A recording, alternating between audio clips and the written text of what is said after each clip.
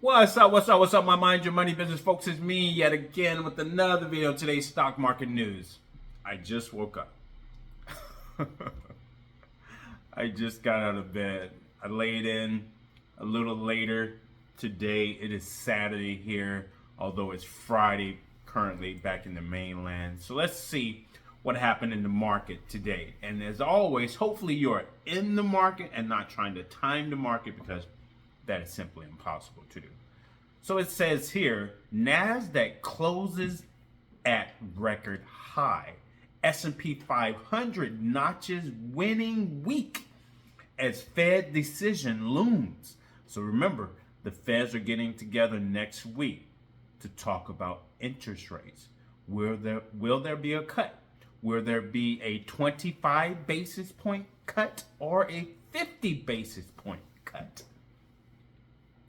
We will find out next week. So it says here, the Nasdaq Composite notched a perfect week of closing highs on Friday as investors took signs of weakening jobs and tame inflation to mean the Federal Reserve will lower interest rates next week.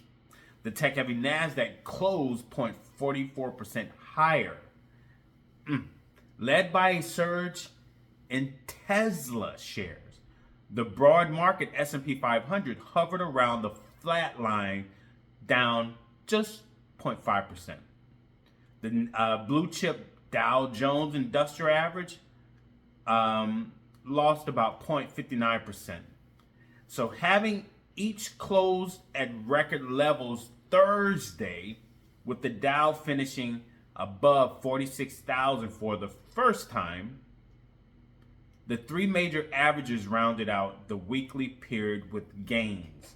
So that means if you were investing, or if you are investing, that's the key word, if you are investing in the S&P 500, in the Nasdaq, in the Dow, you should have made money.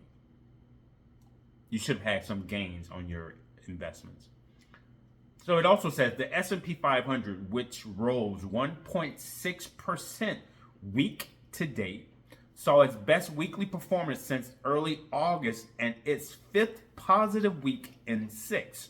The Nasdaq secured its second winning week in a row with its 2% advance in the period, and the Dow Jones its first positive week in 3 after seeing a week-to-date climb of 1%.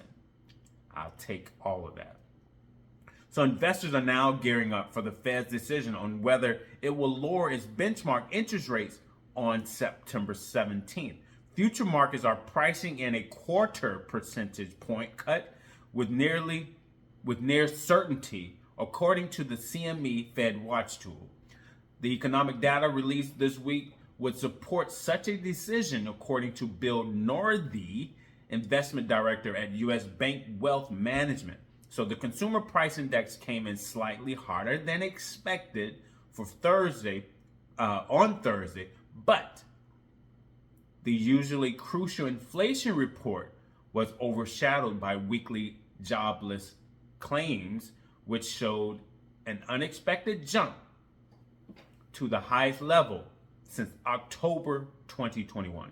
So those reports, as well as downward revisions on job growth from the Bureau of Labor Statistics earlier this week, further confirmed a decelerating labor market and that inflation remains well contained, which really sets up for a cut next week.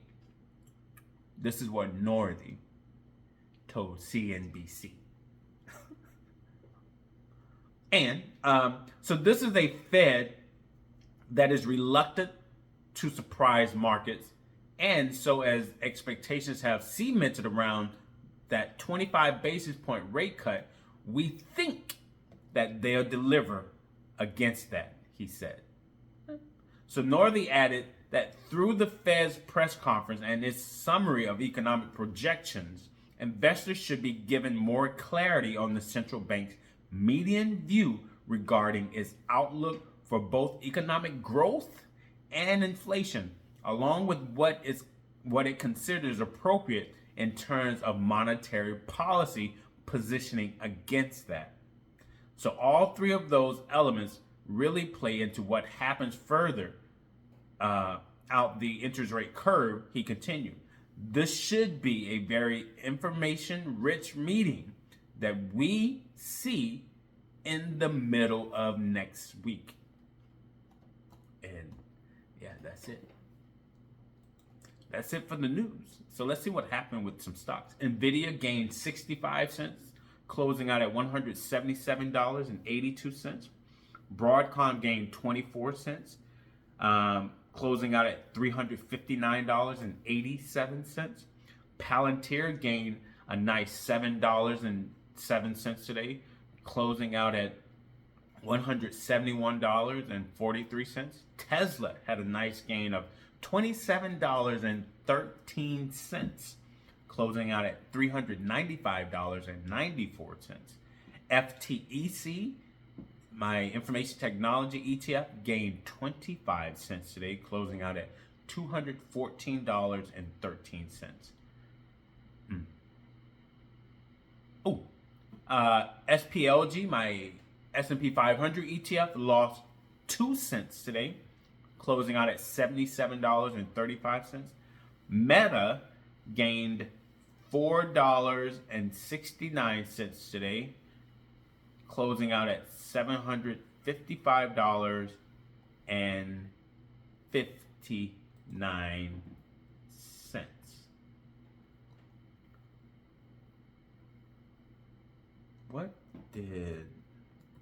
Where's my Apple? Oh, Apple gained $4.04 today, closing out at $234.07. So yeah, that's it, people. That's it. That's it. Hopefully you're not straddling the fence, and hopefully you are investing into the market.